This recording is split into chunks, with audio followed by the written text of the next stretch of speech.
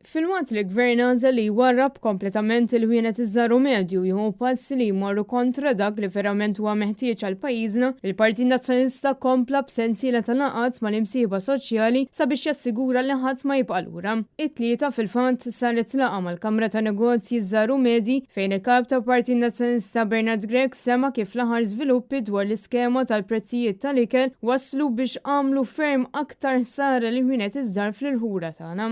Bernard Gregg fankar kif il-Partit Nazzjonalista ilu jipproponi diversi miżuri sabiex jgħin lil-ħaddiem għan-negozji u l-konsumatur. Iżda, Roberta Bela baqa' jwebbes rasu b'riżultat li qed ibagħti l-poplu Malti wawċi. Fost il-miżuri proposti hemm li żieda tal-kola ma tkunx intaxxata, li jinħoloq mudell ekonomiku ġdid b'setturi ġodda u li jiġu attirati xogħlijiet ta' kwalità li jħallsu aktar lil ħaddiema. Dan apparti li qed ikun propost li negozji jingħataw tax credits biex min ħaddem ma jkollux jerġa' jgħolli l-prezzijiet biex jagħmel tajjeb għaż-żieda tal-kola u li jinħoloq fond nazzjonali li appoġġja l-industrija li timporta jew tesporta sabiex jagħmel tajjeb għall-ispejjeż li jħallu impatt fuq l-uni tal-ħajja. Waqt il-laqgħa maċ-Chamber tal-SMEs il-kap tal-Partit Nazzjonalista Saħani jinsab inkwetat li minħabba nuqqasijiet ta' Roberta Bela se jispiċċa jbagħti kulħadd, kemm sidien ta' ħwienet u anke l-konsumatur. Nemmen illi din kienet laqgħa pożittiva ħafna fejn kien l-opportunità li naqsmu l-idejat tagħna, niddiskutu anke kif diġà qed numru ta' dettalji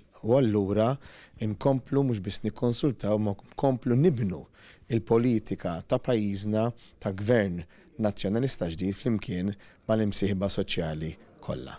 Minħat tiegħu il-President tal-Kamra ta' Negozji Żaru Medji Pola Bela enfasizza dwar l-importanza li l-Gvern jibda jara verament il-ħtiġijiet ta' negozji u s-sidien tal-ħwienet. Importanti li fl-ekonomija ikonna dan negozji żgħar. U bil-pisijiet li qed iġor il-negozji żgħar u għandek l-inflazzjoni, għandek il-pisijiet kollha qed iġorhom dan negozji żgħar. Idu noqgħdu attent bħala pajjiż li nkomplu insostnuh.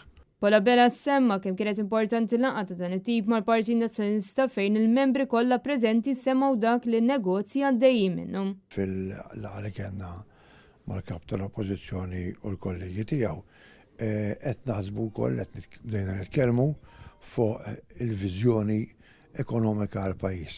Il-pajjiż irrid ikollna viżjoni ekonomika fit-tul għax kif aħna kif għandek l-ekonomija kif inhi, hekk inqala xi ħaġa għal xi settur minnhom ikonna l-problemi.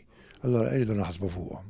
Tkellimna fuqhom fost affarijiet oħra u allura rridu li bħala pajjiż u ħana bħala Chamber of SMEs qed naħsbu biex il-mudell ekonomiku inbidluh bil-mod il-mod. Preżenti għal din il-laqgħa kien hemm fost l-oħrajn ix-Shadow Ministers Ivan Castillo, Robert Kutajjar, Ivan J. Bartolo u Jerome Caruana Cilja u l-President tal-Forum SMEs Partit Nazzjonalista Julian Gallia.